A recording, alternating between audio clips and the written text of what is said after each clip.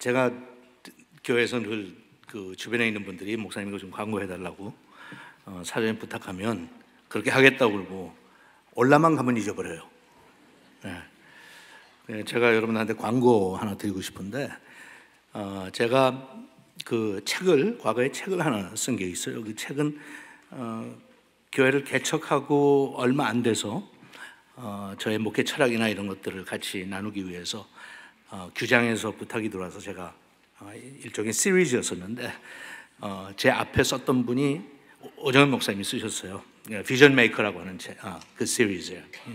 거기에 제가 진실이 있는 목회가 있다고 하면서 책을 한 권 쓴 게 있는데 요새는 그게 다 뭐 여러분들이 시중에서 구하려고 그래도 구하지도 못하는 절판인데 제가 오기 전에 보니까 한 400권이 좀 여러분들한테 드릴 수 있는 게 있더라고요. 그래서 400권을 제가 가지고 왔어요.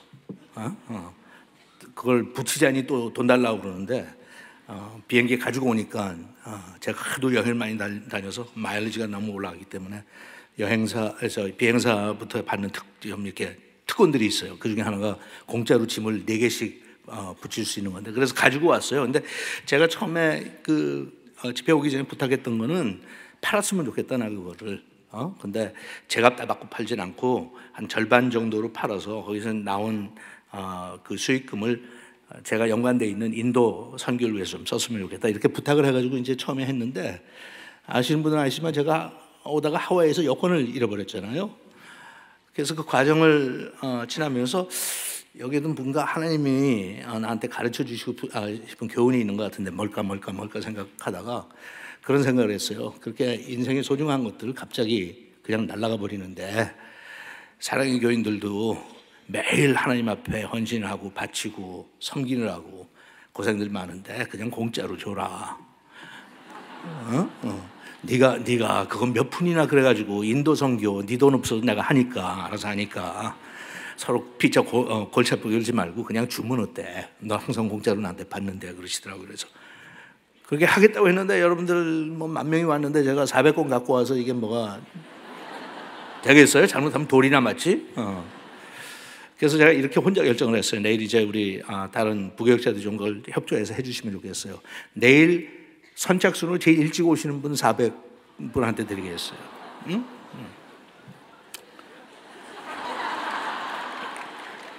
그런데 그 받으시는 분들이 또 제가 부탁드리고 싶은 게 있어요. 여러분들 읽고 꼭 다른 사람에게 나눠주세요. 여러분들 공짜로 받았으니까 공짜로 나눠주셔서 여러분 다락방에 같이 섬기는 분들이라든지 또 여러분들이 좀 사랑하는 관심 있는 후배들이든지 꼭 나눠줘서 여러분 선에서 끝나지 않고 해주셨으면 좋겠습니다. 사실 당당하게 사는 사람들은 별로 변명이 필요 없어요. 왜냐하면 내 삶이 결국은 증언해 줄 테니까. 재판장에 가서도 또 하나님의 보좌 앞에서 재판을 받을 때도 마찬가지예요. 변명할 게 없어요. 그냥 있는 모습 그대로입니다. 부족한 부분도 많았고 죄도 많이 졌지만 더하거나 뺄 것도 없습니다. 사실은 사실입니다. 이렇게 사는 사람들이 당당한 사람들. 그렇지 못한 사람들이 변명이 많아요. 말이 많고. 물론 억울한 것도 있겠죠. 속이 뒤집어지는 일도 있죠. 오해도 받죠. 시기 질투의 대상이 돼가지고 말도 안 되는 억울한 일들이 벌어지죠. 그런데 정말 하나님 앞에 상당한 사람이면 변명할 필요 없어요. 그냥 지나가면 돼요. 세월이 해결해 주든지 세월이 해결해 주지 않아도 괜찮아요. 하나님께서 해결해 주실 테니까. 그죠?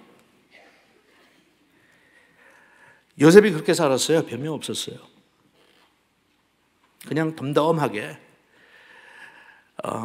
성공을 했을 때나 자기를 그렇게 팔아먹은 형제들 다시 만났을 때나 아버지를 모셔올 때나 아버지가 돌아가실 때나 자기가 죽을 때까지 특별한 해명이나 설명 없었어요.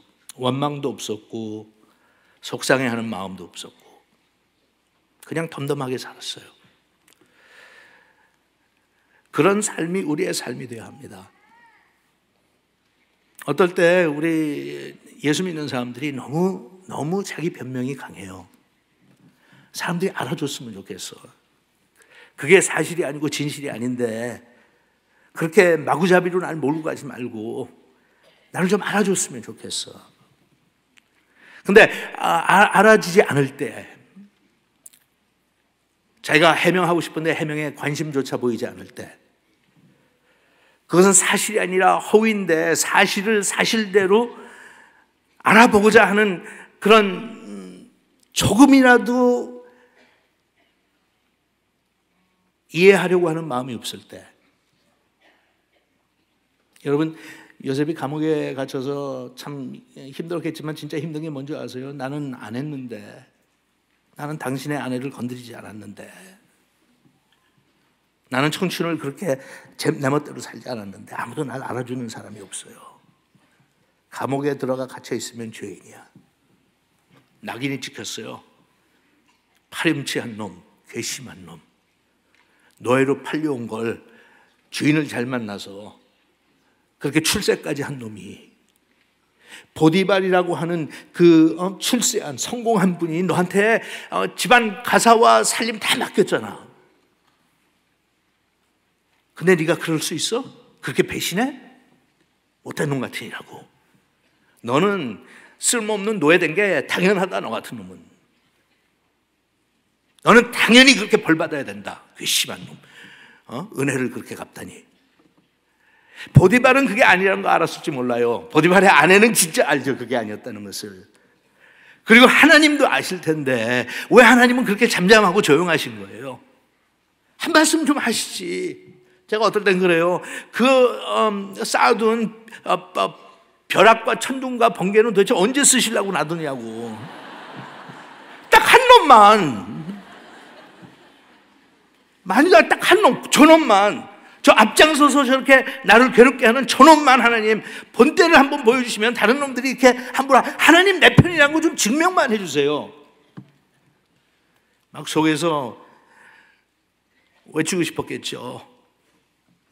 들어주는 사람만 있으면 하소연하고 싶었겠죠. 근데 누가 감옥에 갇혀있는 죄수의 마음에 관심이 있어요? 아무도 없어요.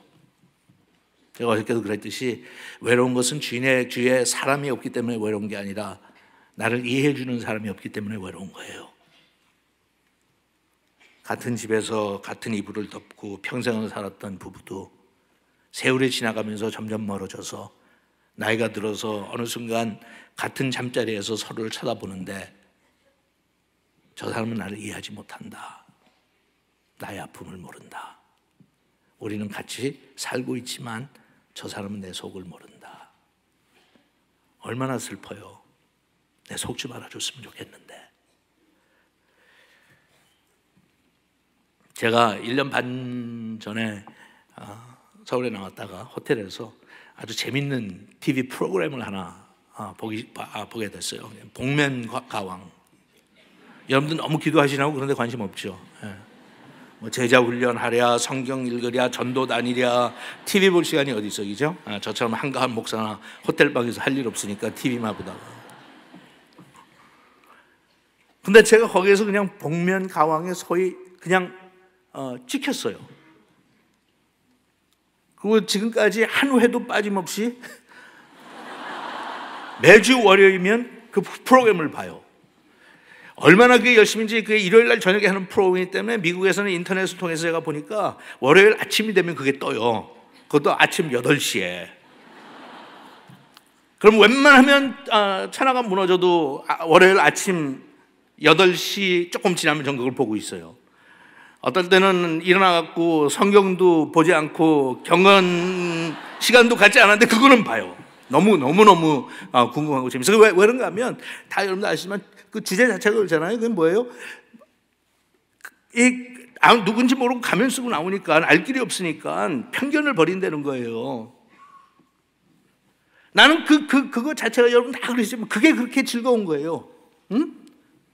나를 외모나 다른 걸 통해서 편견 갖지 말고 정말 내가 어떤 가수인지, 내가 어디에서 온 사람이 좀 알아줬으면 좋겠다고. 여러분, 간혹 가다가 교회에서 공동체 삶을 살면서도 우리가 애타게 찾는 게 바로 그거 아니에요? 편견 좀 벗어줄 수 없나? 나 그런 사람 아니야. 나 그런 사람 아니야. 물론 내 행동을 보면 가끔 다 실수할 때가 있지. 하지만 여보, 그게 나의 중심이 아닌 건 당신이 알잖아. 날 알아줬으면 좋겠다. 왜 이렇게 애도 아닌데 똑같은 잘못을 매일같이 반복하느냐고 당신이 짜증낼 때 나도 알아. 근데 알아? 그렇게 하는 내가 나를 제일 미워한다는 거? 변명도 못하겠어. 아들아, 난 모르겠다. 왜 너만 보면 그렇게 화를 내는지. 하루에도 몇 번씩 직장에서도 다시는 너한테 그렇게 화를 내지 않고 조용히 타일겠다고 마음 먹는데 왜 너랑 나랑 대화를 시작하면 내가 그렇게 우라통이 터지는지 모르겠다. 아빠 이해해 줄 수 있니? 변명하는 거 아니야. 그러지 말아야지. 나도 알아. 내 자신과의 싸움은 지속적으로 내가 노력은 하고 있는데 글쎄 모르겠어. 내가 능력이 없는지 너무 게으른지 잘 안 돼. 하지만 너의 가슴에 한마디 한마디가 상처를 주는 건 아빠도 아는데 참 미안한데 아빠의 마음은 알아줄 수 있니? 요셉이 그 과정을 지나면서 그렇게 어려운 일을 당했을 때 아비였던 야곱은 얼마나 마음이 상했을까? 상상해 보세요. 내가 그렇게 내놓고 노골적으로 편애하는 거 아니었는데 저 자식들 다 시기질도 할 거 뻔히 알면서도 내가 그렇게 가장 내 옆에 두고 그렇게 편애하는 게 아니었는데 채색 옷은 도대체 내가 정신 나갔지 못하러 입혔던 거야. 응? 왜 형들 따라가게 만들었던 거야? 저놈들이 어떤 놈들인 거 내가 아는데 여러분 죄송하지만 형제들도 거기에는 악질들이 있었어요. 그죠? 다 착했던 사람들 아니야. 자기의 친엄마는 아니지만 아빠의 부인하고 같이 침대에 올라가서 아버지의 침대에서 동침해서 사악한 놈들이었어요. 자기 누이를 범했다고 가가지고 전 도시를 쓸어버린 사람들이었고요. 알잖아. 얼마나 독한지 얘네들이. 그 독한 것도 내가 기여한 바가 많지. 내가 잘못한 건 많지. 편애했으니까 노골적으로. 요셉은 내 탓으로 저렇게 어려움 겪고 어린 나이에 일찍 죽었구나. 가슴에 묻었어요. 내 잘못으로. 요셉의 잘못이 아니라 내 허물 때문에. 형제들은 어때요? 형제들은 평생 살면서 죄 짓고 못 산다고 그냥 무슨 일만 좋지 않은 일만 터지면 깜짝깜짝 놀라면서 그랬을 거예요. 우리 탓이다. 이거 다 벌 받는 거야. 그때 요셉이를 팔아 넘기는 게 아닌데 아버지한테 돌아와가지고 짐승한테 먹혔다고 그렇게 거짓말하는 게 아닌데 그 교묘하게 우리가 그걸 벗어나려고 그래. 그 어려운 일이 터질 때마다 그냥 깜짝 이건 우리 죄 탓이야. 우리 벌 받는 거야. 이건 죄 탓이야. 얼마나 가슴 두근두근거리고 평생을 보냈을까. 그렇죠? 여러분 예수 믿으면서 그런 사람들 많이 있어요. 저도 간혹 가다 그래요. 어려운 일이 생기면 가장 먼저 떠오르는 것 중에 하나가 내가 잘못해서 그렇지. 벌 받을 짓 했지 내가. 아직 회개하는 것들이 있어. 나 더 회개해야 돼. 내가 더 변해야 되는데 아직도 나는 세상과 어울려 살다 보니까 타협하면 아마 뭔가 있을 거야 하고 자꾸 그걸 우리는 추궁하죠. 뭐야? 뭐 때문에 그런 거야? 이유가 뭐야? 내가 잘못한 게 뭐야?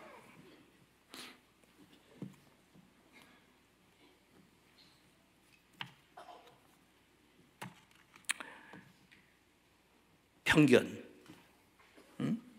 편견.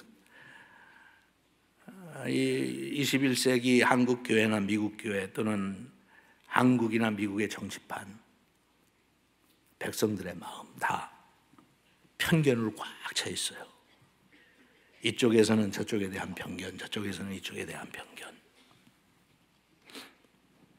그리고 까딱 잘못하면 상처를 받을수록 외로울수록 편견이 더 집요하게 나를 조정해요. 사랑하는 교회 여러분, 우리는 이유나 까닭도 제대로 다 파악할 수 없지만 여러분들은 지난 4년 동안 상상할 수 없는 고난 가운데 계셨어요.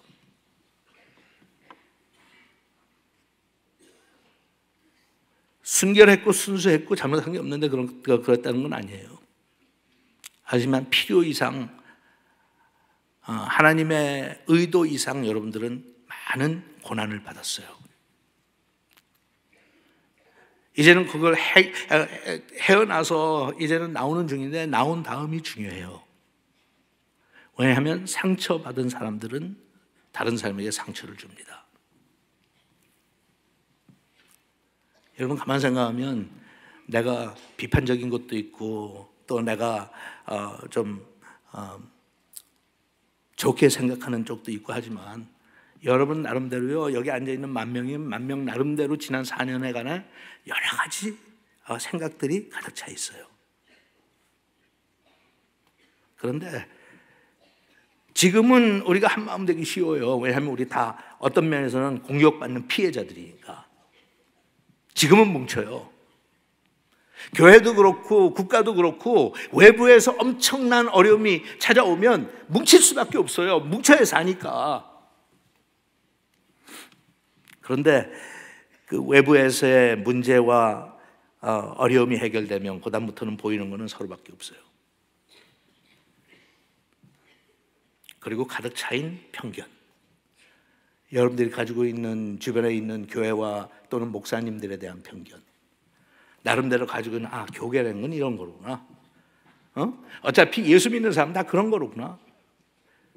결국은 똑같은 소리하고 똑같이 비판하고 똑같이 판단하고 똑같이 정죄하고 그런 거구나. 그러면 손해보는 것은 여러분밖에 없어요. 나밖에 없어요. 그런 편견 가지고 사는 건. 왜냐하면 그 수많은 나에게 은혜와 축복을 가져다 줄 수 있는 통로들을 내가 막아버리는 거예요. 난 더 이상 상처받기 싫으니까 싫어. 응? 더 이상 나도 마음 상한 거 이제는 보호하고 싶으니까 이제 해결됐으니까 문제 해결되고 나왔으니까 이제는 하지만 너하고 접촉하기는 싫어. 다시 널 신뢰하고 믿는 거 어림 한 푼어치도 없어. 너무 상처가 깊었어.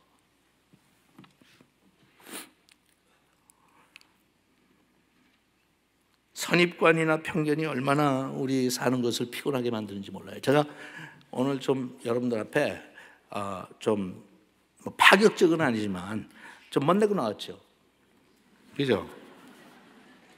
평범하지 않잖아요. 넥타이도 평범한 색깔이 아니고 확 튀고 와이셔츠도 뭐 여기는 하얗고 여기는 파랗고 하는 와이셔츠를 입고 아마 관심 없는 분들은 이제야 이제 봤지 뭘 입었는지. 그러니까 그랬어? 근데 조금 패션에 감각이 있는 분들은 제일 먼저 본 게 제 얼굴이나 눈보다는 이거 그리고 이제 판단하는 거예요. 목사님 멋쟁이네. 한쪽에서 목사 그래도 되는 거야? 응? 좀 이렇게 좀 까만 양복에 까만 넥타이 저도 갖고 왔어요. 까만 넥타이 까만 양복 입을 거예요. 오늘만 안 입고 나왔지. 이건 제가 일부러 가지고 왔어요. 여러분들하고 같이 나누려고. 저는 평생 살면서 주변에서 그래요. 목사님은 멋쟁이네, 멋쟁이나. 나는 멋쟁이가 아니에요. 멋을 아는 사람이지. 멋쟁이는 멋을 모르면서 자꾸 꾸며가지고 바르고 뒤집어 쓰고 돈 쓰고 비싼 거 사고 명품 사가지고 해야지 멋을 낼 줄 아는 사람은 멋쟁이. 그건 쟁이에요. 우리는 멋을 아는 사람들이에요. 근데 그것도 천성적으로 그렇게 태어났어요. 응? 근데 보면 멋을 모르는 사람들이 항상 제가 조금 멋을 부리고 나왔다 생각하면 뭐라 그러더라고요. 근데 그거는 당신 문제지. 나는 그냥 신경 쓰지 않는데 입으면 이렇게 돼. 어떤 분들 와서 목사님 사모님이 다 넥타이에서부터 시작해서 양복이고 다 사모님이 아침마다 맞춰주세요. 그래. 아니 우리 집 사람은 생맨이야. 매일 똑같은 것만 입고 다니고 별로 나보다 부리지 못해. 다 내가 산 거야. 돌아다니다가 틈 있으면 쇼핑 혼자 다니다가 예쁘다 싶으면 사놓고 잘 맞겠다 싶으면. 근데 그건 내가 멋부리고 싶어서 그런 게 아니라 나는 미술에 대해서, 색깔에 대해서 천성적으로 나는 예민하게 태어났어요. 꼭 그렇게 해야 된다는 거 아니에요. 더 훌륭한 것도 아니고 그렇다고 해서 못난 것도 아니에요. 여러분들이 저희 집에 와서 보시면 저희 교인들은 늘 들락달락하지만 집안을 예쁘게 꾸며놨어요. 어떤 분들은 집에 가서 보면 집은 근사하고 잘 지은 거, 큰 거, 비싼 동네에 살았는데 그냥 여기저기서 갖다 뜯어 맞춘 것 같이 해놔서 일관성도 없고 그냥. 근데 그분들은 좋아하면서 살아요. 자기가 만족했으면 됐지. 근데 저는 남의 집에 가서도, 교인들 신방 가서도 페인트 색깔 저걸 좀 바꿨으면 좋겠는데 어떤 데 물어봐요. 내가 와서 이거 페인트 좀 바꿔도 되겠냐고. 목사님 하시지 말라고 그래요. 나는 해주고 싶은데.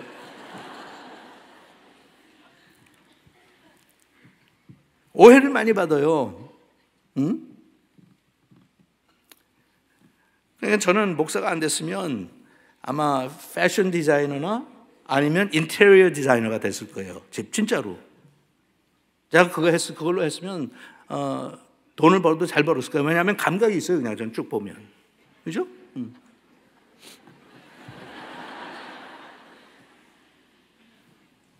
그건 여러분들하고 저하고의 그냥 차이예요. 다른 거예요. 어떤 분은 더 우리가 생각할 때 더 고상한 데 관심 있는 분들도 많이 있어요. 목사님들도. 어떤 사람은 없어요. 그게 목사로서의 사명을 하는데 무슨 상관이야? 무슨 상관이에요? 여러분들 그런 오해 많이 받죠? 주변에서 가지고 있는 편견 때문에. 그게 요셉이 싸워야 되는 거였어요. 그 편견. 요셉이 물론 잘못한 것도 있겠죠. 하지만 워낙 태어나기를 준수하게 태어났었고 워낙 명철했고 워낙 뛰어났고 자기 주변에 있는 사람들뿐만 아니라 형제들의 시기와 질투를 받을 만했어요. 탁월했으니까. 그러니까 요셉은 항상 외로웠던 거예요. 오늘 야곱을 가나안에서 모셔서 지금 애굽에 와서 왕한테 소개하는 장면이에요. 왕이 물어봐요. 노인 연세가 어떻게 되십니까? 그랬더니 대답해요. 지금 130세입니다. 그러면서 처량한 듯이 얘기를 하죠. 하지만 험한 길을 걸어왔습니다. 어려운 삶이었습니다. 많은 것을 겪었고 많은 후회도 있고 하지만 결론적으로는 하나님께서 나를 변화시켜 주셨습니다. 그래서 지금은 행복합니다. 내가 원하는 대로 세상이 바뀌어졌기 때문에 행복한 게 아니라 나는 세상을 바꾸려고 했는데, 나는 내 운명을 내가 바꾸려고 했는데, 수단과 방법을 가리지 않고 어떻게 하든지 내 자신을 보호하려고 했는데 나는 속기만 하고 또 속고 또 속고, 삼촌 밑에서 일을 하는데 10번이나 내 임금을 바꾸고 7년 동안 고생해서 아내를 맞이했는데 또 사기당해서 또 7년을 더해서 원치도 않았던 두 아내 틈 사이에서 시기와 질투를 받아가며 난 살았고 할 말 많죠. 저는 야곱이 그렇게 얘기하는 게 요셉이 하고 싶었던 얘기인 것 같아요. 그 당시 젊었지만. 꼭 나이가 130까지 살아야 그렇게 해요? 아니에요. 요셉은 웬만한 사람 130을 2번 산 것보다도 더 많은 인생의 경험을 했어요. 쓴맛을 많이 보고. 자기는 그럴 거예요. 왕이요, 난 40밖에 안 됐는데요, 나는 한 200년 산 것 같습니다. 야곱은 나이 들어서 철이 들면서 하나님께서 꺾으셨죠. 약복강변에서. 그래서 거기서 나올 때 약복강변의 사건이 끝나고 성경에 보면 동쪽에서 해가 뜨기 시작해요. 그럴 때 야곱은 지팡이를 짚고 걸어가요. 상징적인 게 굉장히 많죠. 지팡이를 짚고. 하나님께서 엉치표를 치셨기 때문에. 재미있는 거는 여러분들이 창세기 가서 읽어보면 집을 떠날 때 그 지팡이 들고 떠났어요. 젊었을 때는 그것도 하나의 멋이에요. 응? 난 자신 있어. 부딪혀갖고 성공할 자신 있어. 난 출세할 자신 있어. 난 아버지나 엄마나 이거 기댈 필요도 없이 난 혼자 독립해서 할 수 있어. 지팡이 딱 하나 들고 갔어요. 그땐 지팡이를 돌리면서 갔을 거야 아마. 노래 부르면서. 신이라서. 돌아올 때는 절뚝거리면서 돌아왔어요. 근데 그때 야곱이 했단 말이, 험난한 시간을 보냈지만 하나님은 저를 축복하셨습니다. 그 축복은 돈을 많이 벌고 자식들이 잘 되고 그런 것보다는 자기가 변한 거예요. 그래서 야곱이 이스라엘로 이름이 바뀌었잖아요.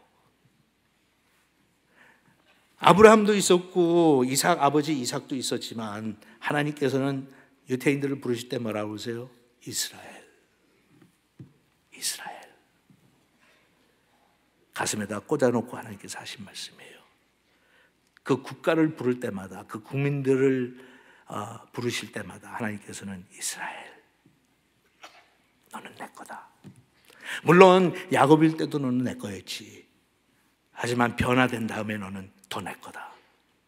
이스라엘아. 요셉이 그래요. 우리 아버지는 그 이름 하나로 다 해결됩니다. 더 이상 얘기할 필요도 없고, 그 수많은 고난과 역경과 어려움과 좌절과 실패와 낙심과 그 울음과 그 애통함, 일일이 다 설명할 게 많지만, 밤을 새서 해도 며칠을 해야 될지 모르지만, 그러나 나는 이 지팡이 하나가 나의 인생을 웅변처럼 대신 증거합니다. 여러분 어떻게 사실래요? 우리 사랑의 교회가 앞으로 어떻게 살아야 될까요? 이번에 작년에 제가 겪었던 그 어려운 과정을 여러분한테 어저께 설명하고 소개했잖아요. 그걸 거치면서 제 태도는 어떤 태도였냐면, 하나님 이제는 작작하십시오. 왜 나를 이렇게 몰고 가십니까? 코너로. 이제는 젊은 것도 아니고 그렇게 나를 연단과 불같은 시험을 해갖고 도대체 뭘 기대하시는데요? 예? 나한테 이제 뭐가 나올 게 있다고. 나는 그냥 나도 손자 손녀 낳고, 내가 낳는 거 아니지만 우리 애들이 낳아주면 걔네들 키우면서 얼마 안 되는 교회 식구 진짜 사랑해 주면서 그러고 살면 되는데 왜 또 나를 와서 건들고 뒤집어 놓으세요? 그래서 제가 그랬어요. No thank you. 그 앞에다가 간판 갖다 붙여놨어요. Do not disturb. 호텔에 가면 있죠? Do not disturb. 방해하지 마시오. 제가 묵는 호텔에서는 절대로 방해하지 마시오 그랬더라고.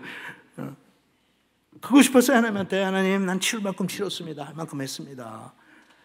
응? 여러분들이 생각하실 때 저는 그냥 미국에서 교육받고 미국에서 했으니까 덜렁덜렁하고 고난을 뭐 할까. 저는 사서 고난당한 사람, 사서 고생하고.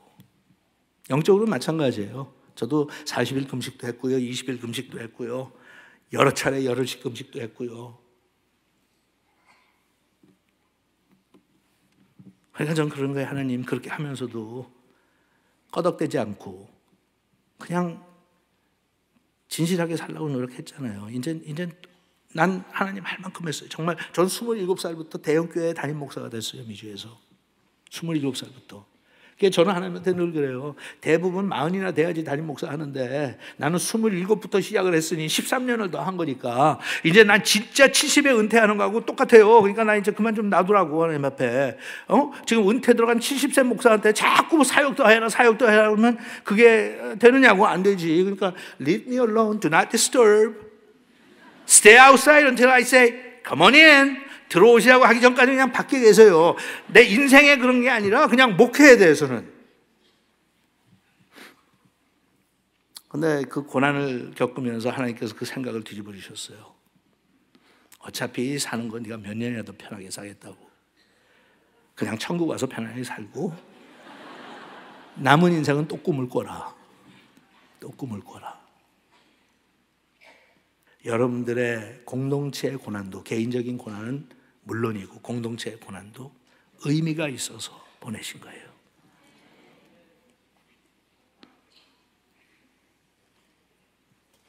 여러분들이 잘 그 과정을 겪고 나와서 정말 하나님의 마음에 드는 사람들이 되세요. 그래서 하나님께서 마음 놓고 여러분들을 사용하고 교회를 사용할 수 있도록, 어차피 우리가 하는 목회도 마찬가지예요. 어차피 험한 세월 보내는 거예요. 여러분들의 삶도 다 마찬가지예요. 어차피 험한 세월 보내는 거예요. 쉴 날 별로 없어요. 어느 분이 그런 얘기를 했어요. 이 세상의 모든 위대한 일은 다 피곤한 사람들이 만들어 놓은 것이다. 큰일 하려면 다 피곤해요. 여러분 어떻게 사시겠습니까? 앞으로 우리는 어떻게 살아야 될까요? 여러분들이 새벽부터 나와서 국가를 위해서, 민족을 위해서 그렇게 기도하시는 모습을 보면서 저는 아무래도 바다 넘어 사는 사람이니까 여러분들처럼 그렇게 절실하지 않아요. 미국에도 내가 기도할 제목들이 트럼프가 대통령이니까 얼마나 많겠어요. 매일매일 기도해도 부족해요, 그 사람은. 그러니까 뭐 이건 물 건너서죠, 저한테는. 그런데 여러분들이 기도하는 모습을 보면서 제가 참 이런 거로구나. 근데 이제 저의 비관적인 생각이 툭 튀어나오죠. 기도해봤자 안 돼. 뭐 이렇게 아우성들 치면서 나도 그거 다 해봤는데, 목이 터지라고 기도도 하고 뭐 상기도 하고 다 해봤는데 뭐 변한 거 별로 없던데 뭐. 김일성이만 죽으면 되는 줄 알았더니 김정일이 들어오고 그다음에 또 김정은이 들어오고 뭐 기도한 거 다 어디로 간 거야 지금? 여러분들 기도하는 거 보면 기특은한데 열심히들 기도를 하니까 글쎄 하는 생각이 들면서도 제 마음에 하지만 우린 기도해야 돼. 왜? 다음 세대를 위해서. 저는 그런 생각해요. 이건 자업자득이다. 누구 한 사람이나 한 정당이나 그쪽 욕할 거 하나도 없다. 이파 저파도 아니다. 나이 먹은 우리가 지금 차려놓은 상이 그런 상이었다. 나는 피해자 아니다. I'm not a victim. 이 민주주의에서는 그런 게 있어요. 국민들은 너무 힘도 없고 하니까 우리는 항상 피해자들이야. 지도자들 뽑은 게 누군데?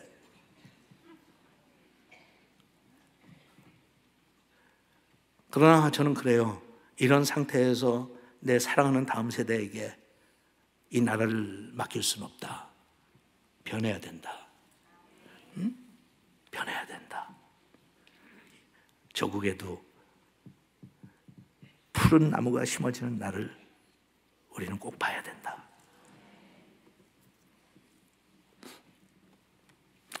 여러분들은 앞으로 어떻게 알려질지 두고 봐야 돼요. 앞으로 한국의 교회 역사가 여러분들을 어떻게 설명할지 두고 봐야 돼요. 하지만 두고 보지 않아도 되는 게 하나 있어요. 그건 우리가 할 수 있는 거예요. 교회 역사가들이 어떻게 평가할 거냐? 신학자들이 어떻게 평가할 거냐? 주변에 있는 동역자들이 어떻게 평가할 거냐? 일반 시민들은 어떻게 평가할 거냐? 일반 교인들은 어떻게, 상관없어요. 그건 우리가 할 수 있는 게 아니에요. 내가 할 수 있는 거 하나 있어요. 나의 삶이 증거하게 하는 거예요.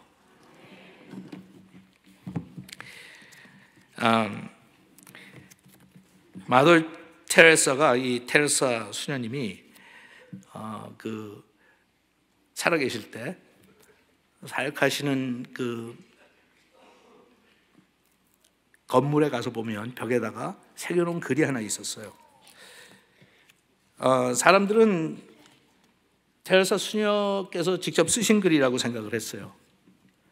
근데 그게 아니라 다른 사람이 쓴 글인데, 이 테레사 수녀께서도 너무 그걸 좋아해서 자기의 고아원 벽에다가 새겨놓은 거예요. 제가 여러분들한테 그거 소개하고 오늘 마칩시다.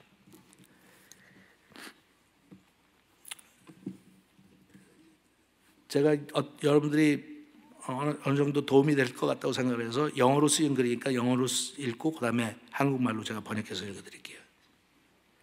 People are often unreasonable, illogical, and self-centered.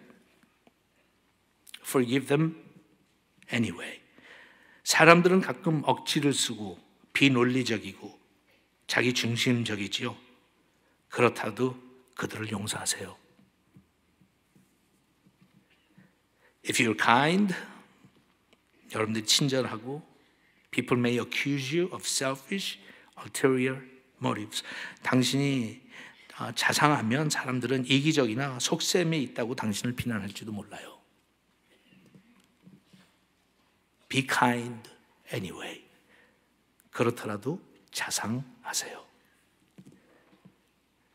If you're successful, 당신이 성공하면 you will have some false friends and some true enemies. 여러분이 성공하면 몇몇의 거짓 친구와 서너 명의 알짜 적을 얻게 되죠. Succeed anyway. 그렇더라도 성공하세요. If you're honest and frank, 우리가 솔직하고 정직하면 people may cheat you. 사람들은 당신을 속이려 들 거예요. 그렇더라도 솔직하고 정직하세요. Be honest and frank anyway. What you spend years building, someone may destroy overnight. Build it anyway. 당신이 몇 년 걸려서 지어놓은 것을 어떤 사람은 단 하루아침에 무너뜨릴 수 있어요. 그렇더라도 지으세요. If you find serenity and happiness, they may be jealous. 여러분들이 마음이 평안하고 행복하면 사람들은 시기하고 질투할 거예요. 그렇더라도 이제 여러분이 알 거 아니에요. 그렇더라도 행복하세요. Be happy anyway. The good you do today, 오늘 당신이 하는 모든 착한 일들, 선한 일들, 내일이면 사람들은 잊어버릴 거예요. The good that you do today, people will often forget tomorrow. 하지만 어떡하라고요? 그렇더라도 선한 일을 하세요. Do good anyway. Give the world the best you have. 오늘 당신이 가진 최상의 것으로 세상에서 베푸세요. And it may never be enough. 그렇게 했는데도 충분하지 않다고 그럴 수 있어요. 그렇더라도 최상의 것으로 베푸세요. Give the world the best you've got anyway. 마지막에 이게 소위 얘기하면 킬러야. 이게 펀치라인이에요. You see in the final analysis. 아십니까? 직역을 하면 아십니까? 결국에는요. It is all between you and God. 결국에는요. 당신과 하나님 사이의 일이니까요. It was never between you and them anyway. 처음부터 당신과 사람 사이의 일들이 아니었으니까요. 우리가 고난을 많이 받으면 움츠려져요. 내 자신 보호하고 싶고 더 이상 그렇게 하고 싶지 않아요. 어리석게 살았던 것 같아. 뭐하러 베풀어? 끝이 없는데 주는데도 부족하다는 소리밖에 안 하잖아. So why give? Why give? 도대체 뭐하러 베풀며 살아? 못하면 또 속고 살아. 못하는데 또 위험한 모험을 다시 해. 못하는데 다시 사람들을 믿어. 뭐 하기 때문에 내가 신뢰해. 세상에 누가 하나님 외에 누구를 믿고 살 사람이 있어. 나 그렇게 이제 앞으로 살고 싶지 않아. 그렇게 위축된 자세로 앞으로 여러분들이 개인적인 것도 그렇지만 특히 공동체로서 살 수 있어요. 근데 이 글이 우리한테 하는 건 그거예요. Give the world the best you've got anyway. 가지고 있는 거에 최상의 것을 세상하고 나누세요. You see? 아니면 you see? 너 알겠니? You see? It was never between you and them anyway. 너를 그렇게 못살게 굴었던 그 사람들과 너의 사이의 문제가 아니야. It was all between you and God anyway.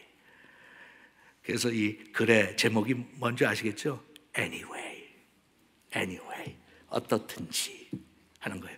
여러분, anyway의 삶을 사세요. 어떻든지 상관없어. 나는 하나님께서 나에게 부르신 그 부르심에 합당한 삶을 개인적으로도 교회 공동체로도 우린 그렇게 살 거니까 이해 안 해줘도 괜찮아. 때가 되면 알게 되겠지. 네가 잘못했어도 용서해달라고 잘못을 빌지 않아도 괜찮아. 나는 어차피 용서하고 살 사람이니까 괜찮아. In the final analysis, it's between you and God. 나와 하나님 사이의 일이니까 나는 그분의 마음을 알고 싶어. 기도합시다.